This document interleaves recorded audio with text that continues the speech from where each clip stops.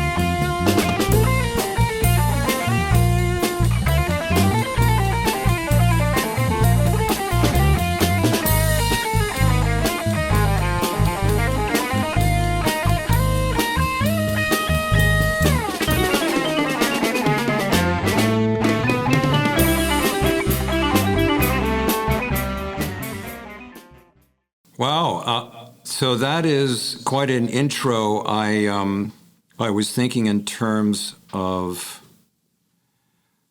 listening to that particular interplay between your guitar and I'm hoping I'm hearing a vibraphone, or you can correct me if that's a different instrument. Oh, you're right.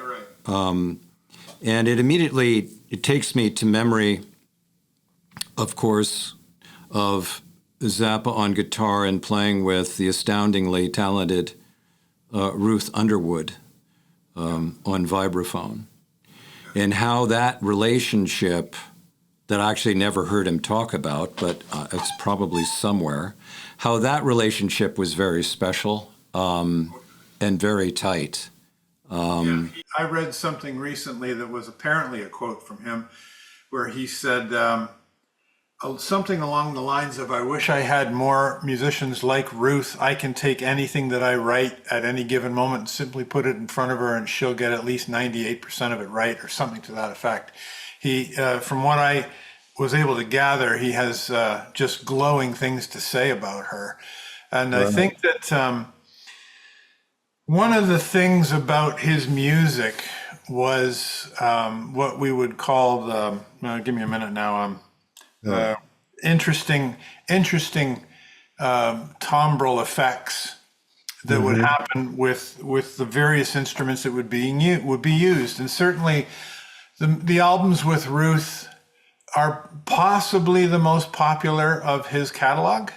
Okay. maybe. And I mean, it's arguable, but because that was a very distinctive sound. I don't know of any other rock. Well, I've heard maybe one or two others, but nothing quite like that, where the use of the marimba is so predominant. That's a really unique sounding rock band when you've got her in there. And it also interviews that I've heard with Ruth where she was saying, well, he was a drummer. I mean, he was a drummer first. He played guitar, but he was a drummer first. And so a lot of his music is incredibly syncopated. That's kind of the thing about it. When you get, observation. yeah, when you get, okay, I'm going to come back to the timbrel. I'm missing a word there, but the interesting timbrel effects would also happen when at various times he would take pieces that had been recorded, say, earlier in his career, and then have a different lineup in the band, different instruments, and he would simply take an old piece and put it in. So now you've got maybe Jean-Luc Ponty is now playing the melody for Rollo Interior. So you're getting now it's a violin that's playing this thing. It's constantly mixing it up and changing it up. The early recording, I don't remember what album it's from, but of the song King Kong, very different from the one that was on the Baby Snakes film. Right. Where I think it's like a synthesizer that's playing the melody. And then you get into look at what Dweezil Zappa is doing with the material. Yeah. The band is phenomenal, and having different instruments play the stuff. It's just, yeah. So, anyway, yeah. Yeah, that legacy there, that's another road. My brother, who is the one that introduced me to Frank Zappa, being that he was 2 years older than me, so he was just that much older to be kind of funneling the amazing sounds of all the different bands that come out of the host of the 60s and the 70s. And thinking in terms of the opportunity for those that didn't get to see Zappa play himself live, getting to a certain degree relive kind of the intensity and the amazing intricacies of his compositions through his son. I mean, it's almost surreal, right? I mean, you have the son standing up on stage delivering. He has a gift. Zappa being as extraordinary as he wasn't expecting there to be any sort of duplicate of him, but a whole nother generation has been turned on. Absolutely. Which is wonderful. Yeah. No, he's keeping the flame burning. And Yeah. he's doing it not only, in a sense, he's doing it not only for his father's music, but he's doing it, keeping progressive and interesting music going into a new generation as well, and doing it in a way that's it's pretty hip, fun, sexy. They all look great. The shows are theatrically wonderful, giving people the visual impact of these things. It's just fabulous what he's doing. Well, let me move on to our second selection on your most recent release. Again, great Googly Moogly, which is music inspired by Frank Zappa. And that song is entitled Bozo's Bonanza. Do you want to set that up at all briefly before we listen to it? Or listen to a snippet of it, I should say? Oh, yeah. Happy to. Okay, another one that was written several years ago that I resuscitated, if you like, here in my lab. So here's the backstory on that one. I'm now living in a beautiful mountain village in British Columbia called Caslow. It's 1,000 people. I'm originally from Toronto, Ontario. Okay. Big difference. Yes. Quite a few years ago, I'm thinking 2013, 14, 15, Toronto had a mayor elected. He became known as the crack smoking mayor. This was a guy that was videoed drinking the chicken gravy right out of the tinfoil container in the back of his Ford Escalade as he's being driven to a meeting. Bottles of Grey Goose hidden under the desk. Oh, boy. Yeah. And his brother now is the Premier of Ontario. Oh. And both both of them, the Ford brothers, were from an area that is a suburb of Toronto that I'm from called Etobicoke. And we all knew the Ford brothers back then. I didn't know them personally, but you knew of them. So when I used to allow myself to become very agitated about political issues, which I don't anymore, or try not to, I wrote a piece of music, and the piece of music was about that in a way. That was on the back of my mind, but it was the way that it was inspired by Frank's music, Zappa's music, is first of all, there's the musical aspects of it. It's rhythmically complex. It's very syncopated. It uses some interesting progressive, if you want to call it that, concepts. The musical theories that Zappa used in his music are there in the song deliberately. And then the title of the song, the subtitle is, it's called Bozo's Bonanza, and then in brackets, for Rub and Doug Ford. It's Rob and Doug Ford. And there used to be a comedy thing from the fantastic and legendary SCTV, Bob and Doug McKenzie. Well, we actually had a worse version of Bob and Doug actually elected into positions of authority. But anyway, so That's what it is. I'm coming to it. So another part, the album is subtitled "Music Inspired by Frank Zappa." It's not inspired by the music of Frank Zappa, and that's deliberate. It's more the inspiration.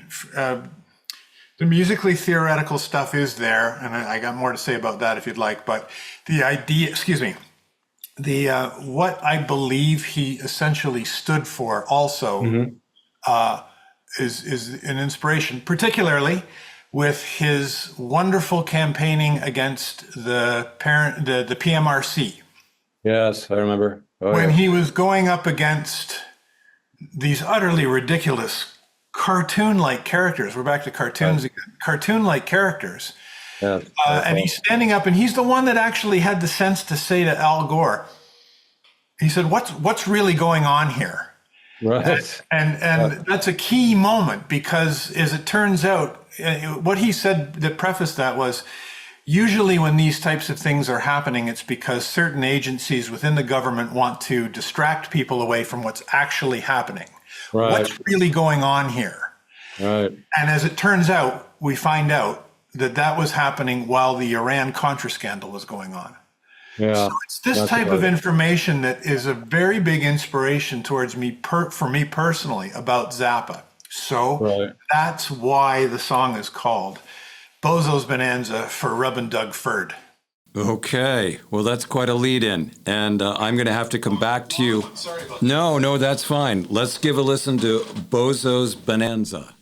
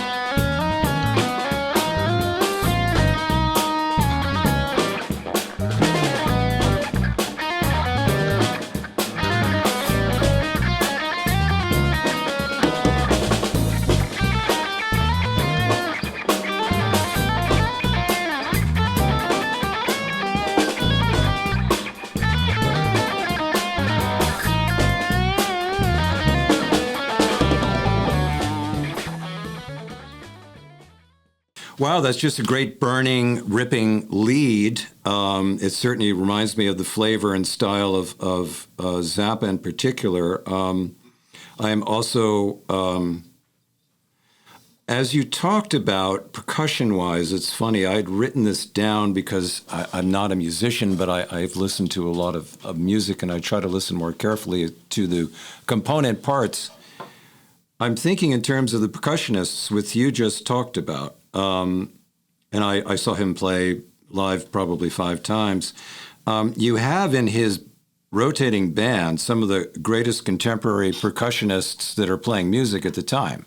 You've got Terry Bozzio, you've got Ruth Underwood, who we've already talked about, Chad Wackerman, Chester Thomas, Thompson, I'm sorry, and Ansel Dunbar. Yeah, Ainsley. Ainsley Dunbar. And so as you touched on, which I haven't heard somebody talk about, Zappa's background in percussion starting out in the drums, there you are. There's, for me, for my ears, along with also the example of your guitar against your vibraphonist or Zappa's guitar against Underwood and the syncopation going on there. Sometimes in some of these recordings, I guess it's often Terry Bozzio because I recognize his style better. He's almost riffing. He's like playing back to Zappa. He's like answering him, on guitar. He's doing his ripping on his guitar, and then Bozzio's going, well, how about this? And he's banging into it. So there's this amazing relationship that goes on.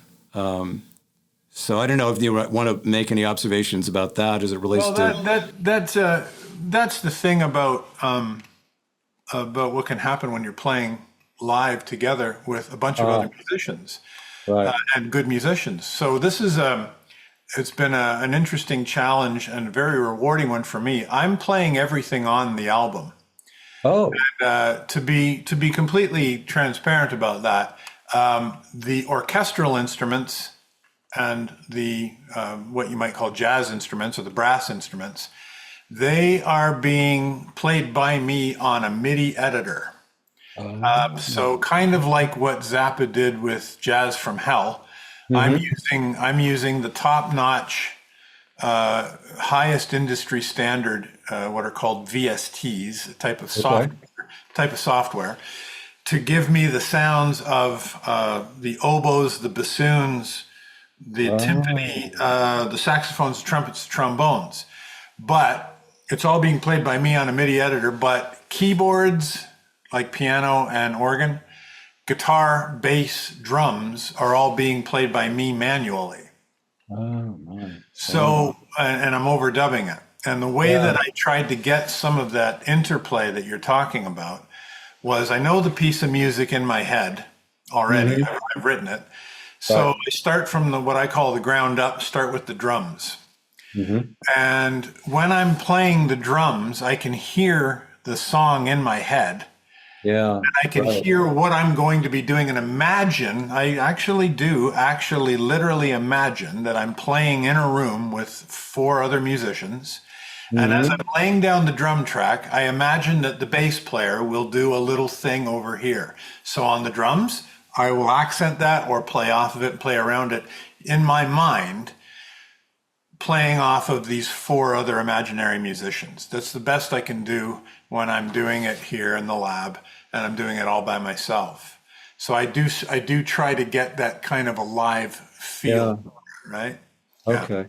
Yeah, so very interesting. Well, kudos to your ability to absorb the challenges of being able to understand and play all those different instruments. It's obviously probably also the case of the need to have the independence to do so as well. It is. It's more based on the desire to learn as much as I can about music and to be playing music constantly and wanting to learn. Right. I'm teaching myself to play trumpet and trombone now so I can take the software out of that. And so I'm writing a lot of James Brown type funk licks and stuff like that. Oh, cool. Learning to get my embouchure up and all that. It's really because I want to learn how to play different instruments. I've known some really great musicians that excel on one particular instrument and can also play to a very high standard several other instruments. And that's something that I would kind of aspire to, you know. And then I also definitely, after years of being a professional musician, I really love doing it all myself. I don't have to arrange for funding, and musicians should be paid. That's not an argument, but I don't have to worry about any of that. And I don't have to worry about scheduling, and I don't have to worry about musicians arriving late for recording sessions and nothing. It's all just, and I can be here in the lab all day and the playground, you know? So Yeah. Wonderful. yeah. Hey, just a general question, and I just kind of thought about this today. The first time I heard Frank Zappa for me was for music listening in the late 60s. I was fortunate enough to go over to somebody's house, and the older brother, much older, 3-4 years, oh my God, another generation, had all kind of what I thought of was the best record collection of all the amazing bands and musicianship of the 60s. Yeah. So I would take a look at album covers.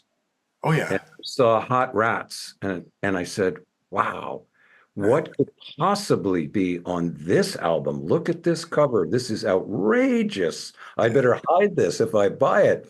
Right. So I bought it, and it was so far ahead of my listening ears at the time, but at least it was, you know, I fell into the deep end putting it on. I just went, I don't even know what is this music? I don't know what I'm listening to.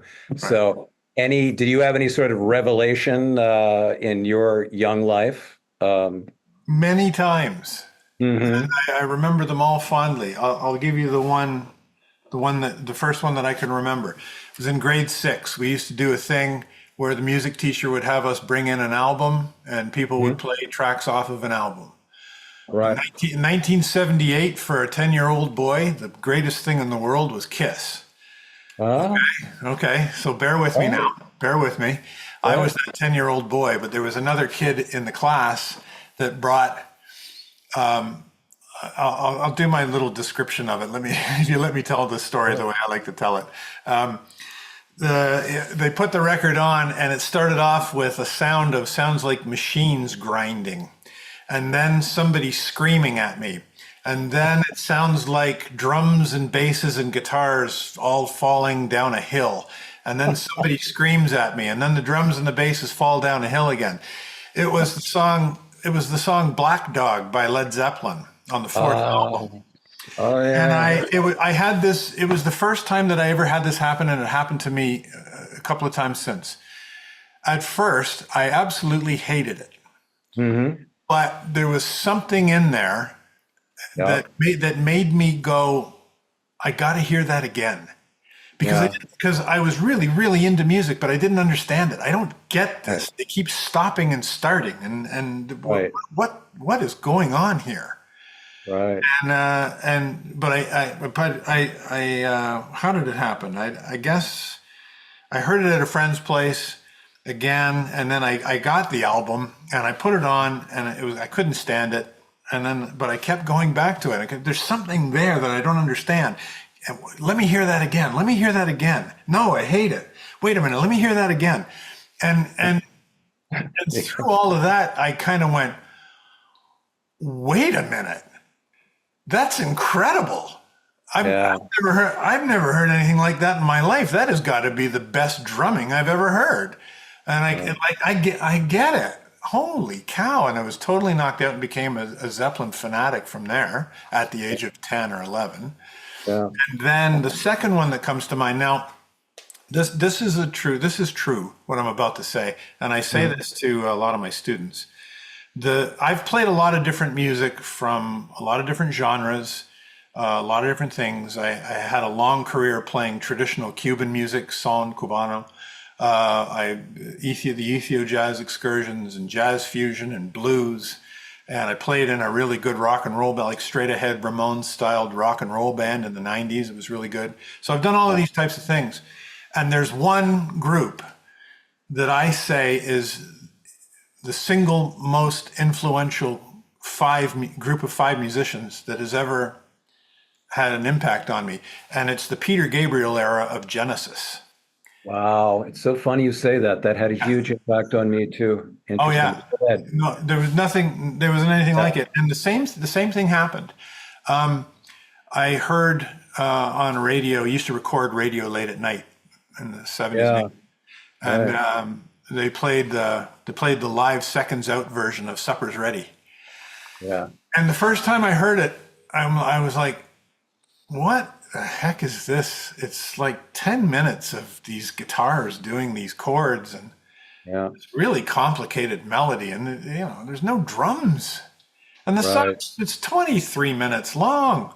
Yeah. What's going on? And I had the same thing. It was like, I Yeah. hated it. I really couldn't stand it. Was going to erase over it, but I kept going back because I wanted to figure out. I was like, what types of chords are those? Yeah. That's really strange. And Yeah. I have to get my guitar out and figure out the chords.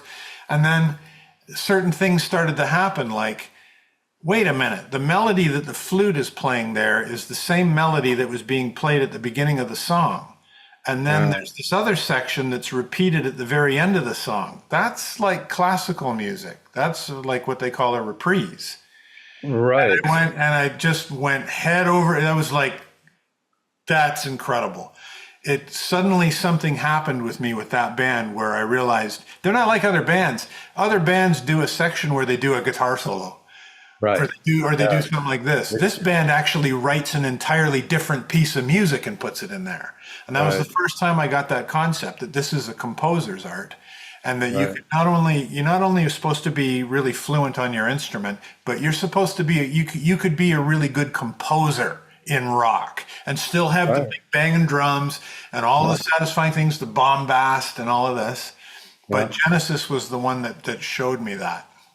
Interesting you say that. I mean, for me, it was really college radio during my time, and I'm 67, so I'm a little bit earlier. But I discovered British prog rock, probably a lot of early jazz fusion, all through college radio.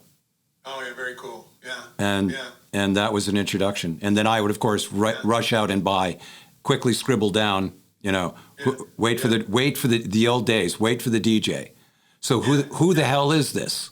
So I got to wait for the DJ and then get really quiet. And he says, "Oh, that was a cut from Genesis Foxtrot called Watcher of the Skies." So I'm writing that down. Go, okay, I got that. I was the same way. It was in the early '80s when I had a job as a dishwasher at a restaurant, and every Sunday evening there was a college radio station from Ryerson, CIUT, and they had a Sunday night jazz show, and I'm on doing washing the dishes. And I'm hearing this absolutely kicking track. It's just awesome stuff. And I have to stop the job and sit for a minute as the DJ tells me that was Herbie Hancock and the Headhunters, Oh, yeah. Watermelon Man or whatever the song is called. Yeah, Right. Yeah. yeah. So those shows were great, eh? Yeah. Wow. Well, hey, look, let me touch on one other question here as time goes by so quickly in our 30 minutes. So as a guitarist, I'm always curious. I've learned to play to a junior high level in a rock band, but and understand as much as just the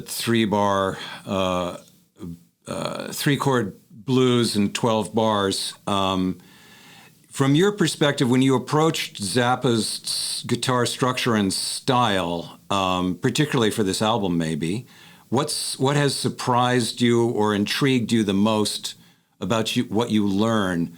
I mean, you could say that. I could ask you about Wes Montgomery, I guess, but I'm not going to ask you about Wes Montgomery. I'm asking you about what did you learn in that aspect as a guitarist from diving deep into Zappa?